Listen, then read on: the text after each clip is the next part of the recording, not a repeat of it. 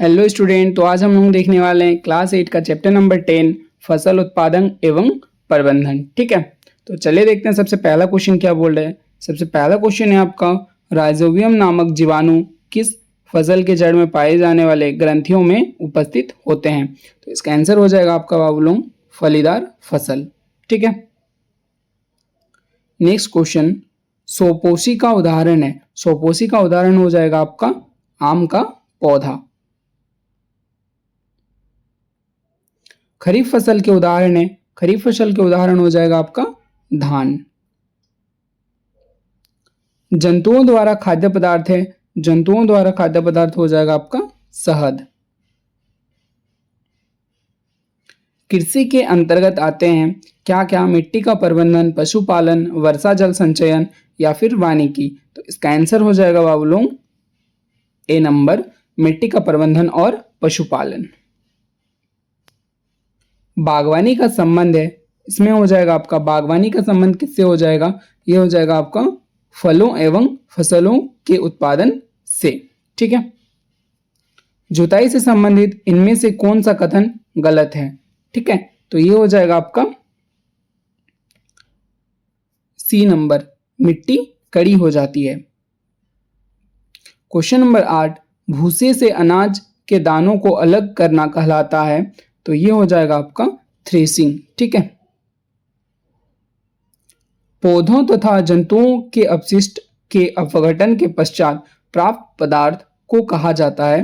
तो ये हो जाएगा आपका उर्वरक है, खरपतवार नाशी है, खाद्य है, एनपीके है। तो ये हो जाएगा आपका खरपतवार नाशी। ठीक है, फसल खराब करने वाले कीटों के नियंत्रण का जैविक तरीका कौन सा है। देखो, जो हम लोगों के फसल को खराब कर देते हैं जो कीट, ठीक है, तो उसको हम लोगों को मतलब उससे हम लोगों के फसल को बचाने के लिए क्या तरीका हम लोग अपना सकते हैं। ठीक है, तो हम लोग ये कर सकते हैं कि अन्य जीवों का प्रयोग जो इन कीटों को खाते हैं, जो उन कीटों को खाएंगे, अगर हम लोग उनका प्रयोग करेंगे तो हम लोग अपने फसल को बचा सकते हैं। ठीक है, 11 नंबर क्वेश्चन क्या बोल रहे हैं, फसल कटाई के साथ साथ दोनी भी करने के लिए आप किस मशीन का उपयोग करेंगे। तो ये हो जाएगा आपका कंबाइन। ठीक है, आंसर डी। खरपतवार हटाने हेतु आप इनमें से किस रसायन का प्रयोग करेंगे। ये हो जाएगा आपका MCPA। ठीक है, इनमें से कौन मिट्टी की उर्वरता कायम रखने का तरीका नहीं है। ये हो जाएगा आपका फसल चक्रण या फिर बहुफसल पद्धति या फिर भूमि को परती छोड़ना, हल चलाना। तो इसका आंसर हो जाएगा आपका सी नंबर। ठीक है, भूमि को परती छोड़ना। 14 नंबर क्वेश्चन क्या बोल रहा है, कीटनाशी रसायनों के उपयोग का फायदा है।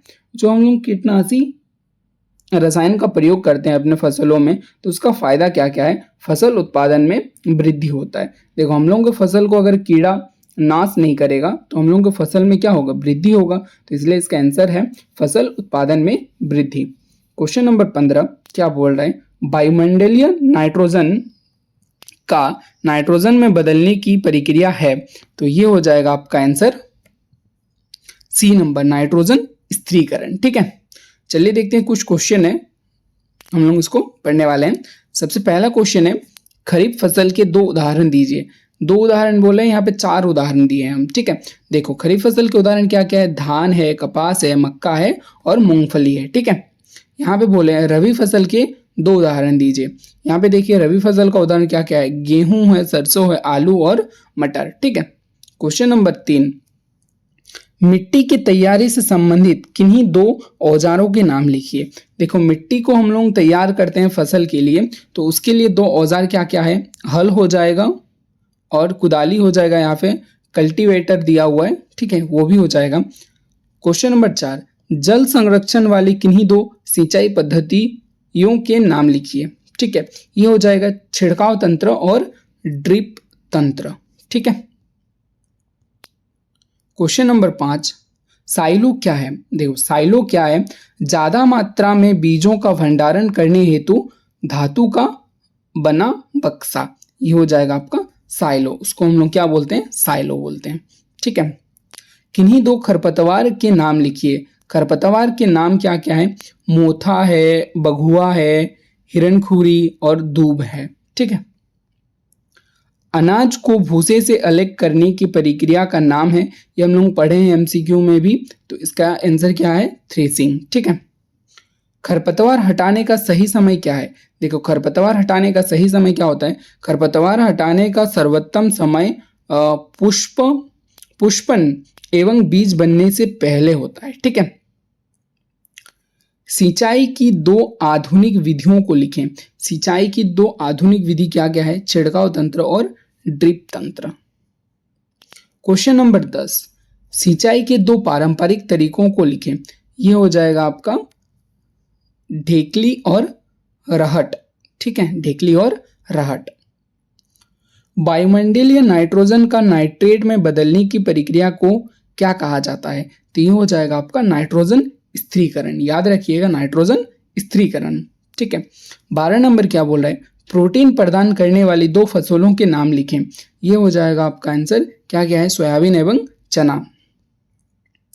वसा प्रदान करने वाली दो फसलों के नाम लिखिए, और वो कौन कौन सा फसल है जिससे हम लोगों को वसा मिलता है। ठीक है, तो ये हो जाएगा आपका सरसों, मूंगफली और सूर्यमुखी। ठीक है, 15 नंबर हॉर्टिकल्चर क्या है, तो ये हो जाएगा आपका फूलों, फलों एवं सब्जियों का बड़े पैमाने में उत्पादन हॉर्टिकल्चर कहलाता है। ठीक है, 15 नंबर क्या बोल रहे हैं, फसल किसे कहते हैं। सबसे पहला क्वेश्चन सबसे लास्ट में है। ठीक है, देखो फसल किसे बोलते हैं, फसल जब एक ही किस्म के पौधे किसी स्थान पर बड़े पैमानों में उगाए जाते हैं तो उसे हम लोग क्या बोलते हैं, फसल बोलते हैं। बहुत ही आसान है।